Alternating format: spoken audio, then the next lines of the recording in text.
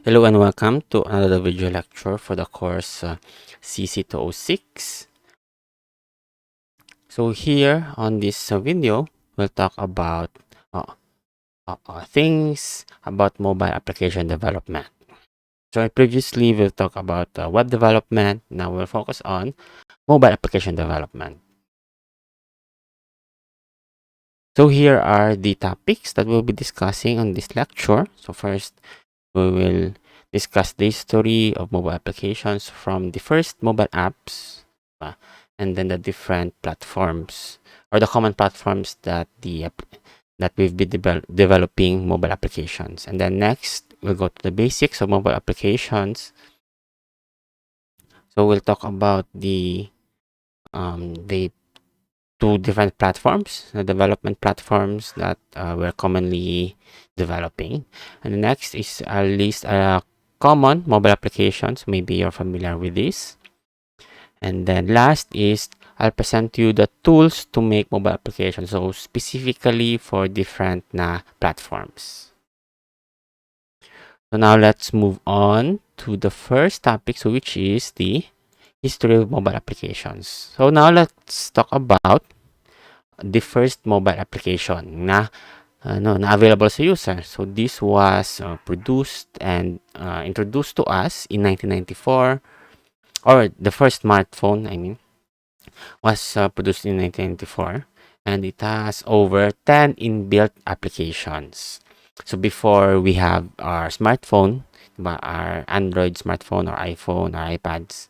So the first ever smartphone launched in 1994, and basically wala ni siya sa App Store, of course, but the phone came preloaded with several applications like your address book, your contacts mo calculator, calendar, mail, notepad, and sketchpad. So all of these are pre-built within your application or within your smartphone.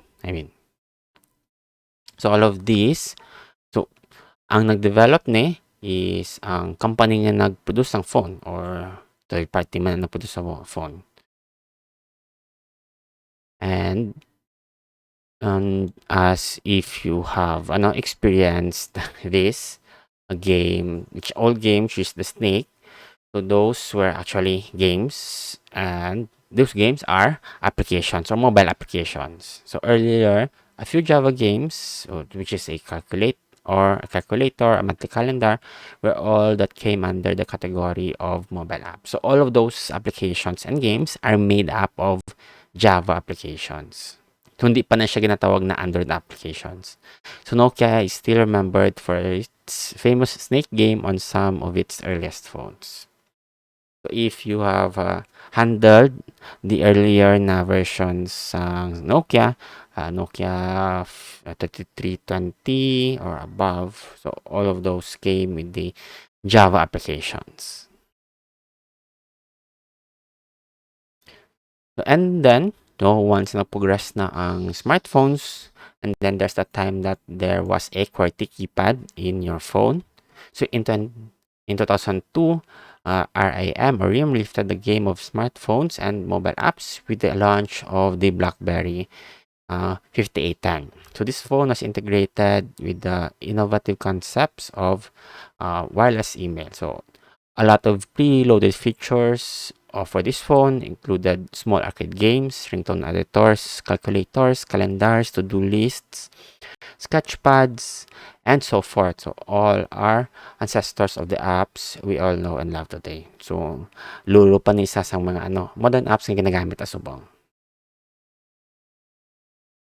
So moving on. So the first gate nga tawag na mobile app, as we've known, the current app that we know was first developed, diba, along with the development of the iPhone. So in June 2007, the company Apple released its first iPhone, which changed the game of mobile industry. So this iPhone came with preloaded default apps like your maps, photos, text, and weather, and other pa na nga applications. All of these may man preloaded man nga applications, meaning Kay at this time wala pa sang store or and matawag ta nga wala pa sang way for third-party developers, diba? To create their own application or wala pa sa wala pa naging open source ang development na kit and framework sang iPhone. So that is also that also extends to the previous iterations sang phones, diba? Sa Nokia, sa BlackBerry. So all of those, so hindi pa na open source ang ilang software for creating mobile applications. And after this, after nga ma-introduce na ang iPhone, then we have then nag-amatamat na open source ang Kit software development kit and software development framework sang iOS. So yung unahan yun siya ni iOS. So ahead of the launch of the iPhone 3G, so Apple announced its plans to introduce an iPhone development software kit for app development companies. So now, iPhone would support third-party applications using the Safari engine on the device. So amo pa lang ang first gid nga breakthrough. So when it comes to open sourcing the development process or development methods for Apple. So although as of now, open source man yapon ang development methods sang iPhone, but you have to pay in order to publish your application, to create applications mismo. And after, diba, after nga may open source development na si iPhone, I mean, so there we have the App Store nga application. So in this App Store, diba, so all you can browse for available applications, diba, that were created by third party. So meaning the developers were not part of the Apple development team. So outside of the Apple company. So this was released in 2008, July 2008. So 1 year after the launch of the iPhone. So on launch day, the marketplace featured 500 applications. So developers can reach every single iPhone user through the App Store. So ang ginawa na sa mga third-party developers, diba? So ma-upload sila sang build nila, ma-upload sila sang application on the App Store itself, so that other users can see and download and try the applications that they made.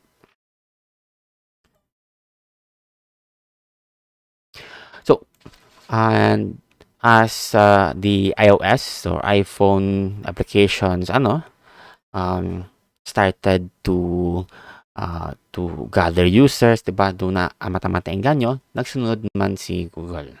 So Google followed suit and launched Google Play. So this is to compete with Apple's App Store. So this is the evolution of the Android market. So in 2012, Google took a big step in bringing all of its content arms under one roof, which is your Google Play Store, or as of now, this is the Play Store. So it rebranded Android market, Google Music, Google Books, and its video offerings into one single marketplace. So hindi lang ni siya mapapwede si Google. And so ging follow yung trend sa basang iOS, sa basang Apple, and then try to create mobile applications for the Android platform as well. Then nag-establish sila sa ilang market, diba, for these applications called the Google Play. So as of now, so we have diba, along with the applications for our mobile apps or mobile phones or our smartphones, now we also have mobile apps or applications for every gadget. So every gadget, like ara ta sa smartwatch, sa Fitbit, so all of those may ara na nga specific nga mobile app, nga application, I mean, nga garan on that gadget or device.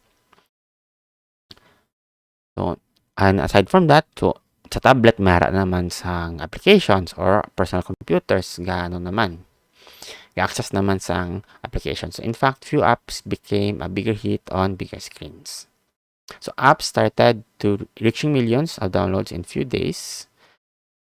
So, depende man na sa, sa trend, sa popularity of that application. So, here we have an example. So, draw something. So, this is a Pictionary-inspired game, reached around 1 million users in 9 days. So, this is a milestone that took Facebook about 9 months to achieve. So, they achieve using their, by creating the Facebook app itself. So, that is a little bit of history of mobile applications, so specifically sa mobile application development as well. So now let's move on sa basics of mobile application and in its development. So here we'll discuss three types of application development. So the first one is your native application development or native app development. So when we say native app development, so this is the application developed or created here is exclusively for a single platform using a native to the operating system language.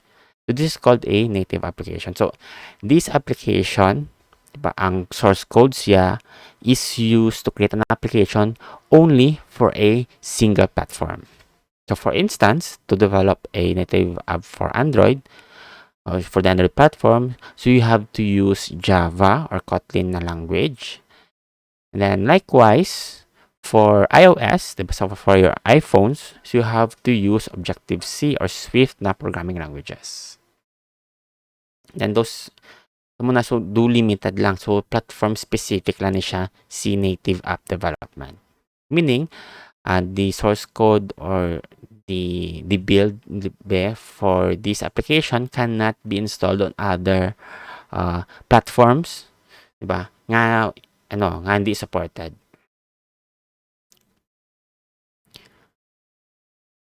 Okay, so native applications acquire all possible advantages of the device and the operating system's features. Nga kay in here, so the application, we have the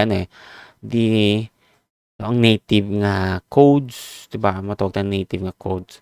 So that access, may ara sila direct access to the platforms nga hardware devices. So in this case for Android nga phones, mayra ka mo sang GPS, mayra ka mo sang camera, mayra ka mo sang Bluetooth. So all of those hardware you can easily access. With the native application can easily access using API calls or function. And many more. So as a result, so they render high performance and a better user experience. Kay directly ang communication between the native code and then the platform hardware. Kay this so for native application, so they are specifically nga made for a single na platform. And then with this si platform so ang communication between the codes and then the platform hardware or the APIs are very quick and very fast and very efficient.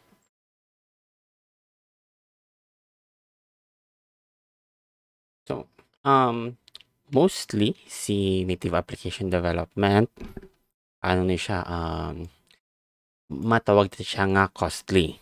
Ay if you're going to develop, diba? If you're going to, let's say, make an application, develop an application that is available for both Android and iOS, so you're going to have to develop for that, for Android and iOS. So may ara ka mo developer nga mag-ubra, and then maubra siya sang code for Android, and then may ara ka mo nga developer nga maubra siya sa iOS.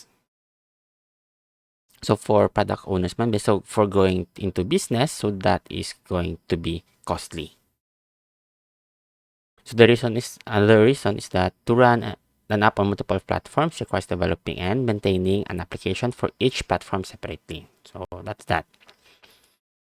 So it doesn't really cost an arm and leg, diba? But it is costly siya in terms of development time and ang sahod mo siya for hiring a developer. Okay, so So, because of that dilemma, so after nag-stable na si native application development, so we have hybrid app development. So when we say hybrid, so this is the combination siya of our native codes and web solutions. So web solutions, so this includes the code written in languages such as CSS, HTML, and JavaScript into a native application. So ano lang siya, gina-combine talaga ang codes ng native and web development with the help of some plugins like si Ionix Capacitor, Apache Cordova, and so on. So this enables to get access of native functionalities. So balantaman si web, di ba? Web application. So these are, you can run this on any platform, di ba? As long as may web browser kita. So for for hybrid application development, kay sa development framework, development kit sa mobile application, so mayara sila nga component called the web view. So this basically acts as matawag siya functions like a web browser. So they can translate and render web elements, diba? And scripts like sa CSS, HTML, and JavaScript. So muna ging-combine ni in order to have the application that can run on basically matawag siya nga quote-unquote run on any platform. So hybrid platform comprises majorly of two components, so a backend code and a native viewer, which is downloaded for displaying the functions and the backend. Basically, ang native code so muna ang ga-communicate sa sa phone hardware and APIs. So all of those, and then on top of in that native code, so mayara kamo sang web viewer a component. So that amo na siyang ga-translate sang code sa web app. So basically, this type of application is just a web viewer. View, and then that web viewer will show the web app or website.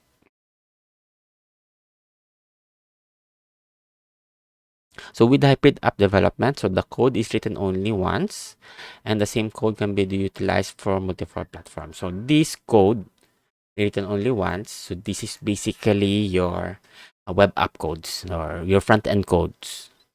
So written only once, and then for multiple platforms, so sa iOS, sa Android, so all of those may ara silang built-in web view component or web viewer component. So i-colon nila dira, i-add nila, and then need lang sang URL. So itapik lang URL dira in the web viewer, and then the web viewer will automatically render the web application or the code that is for the front end. So when we build a hybrid application, so it is capable of ensuring performance and user experience somewhat near to native apps, but mostly though similar ni siya sa web applications. But when it comes to UX and navigation patterns, hybrid application development lacks in that area. Okay? Similar siya sa web application niya, user experience and navigation.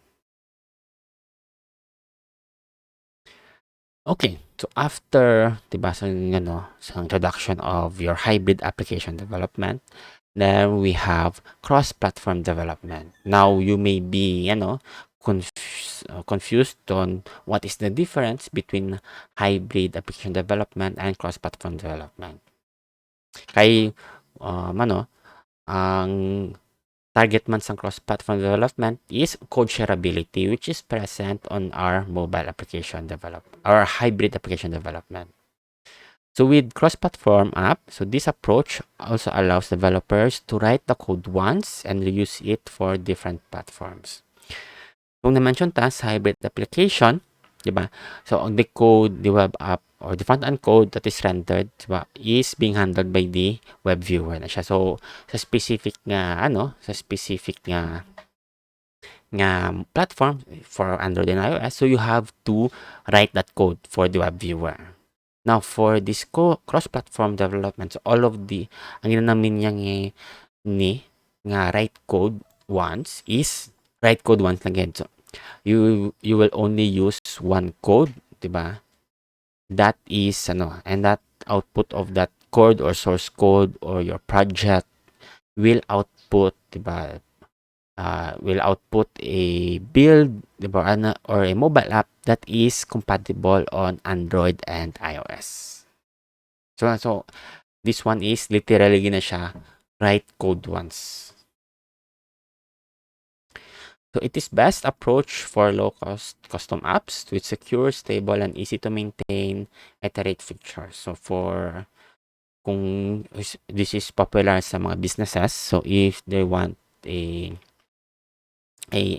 low cost o to simple lang mobile app that they can use on their daily business. So to simple features lang, like limited features, so they mostly are going or choosing cross-platform development. Okay? With this, so available siya sa Android and iOS na platforms. And then, many cross-platform application development frameworks are there that help to achieve the native app like feel and user experience. Okay, so we'll continue on discussing the cross-platform development on the next video.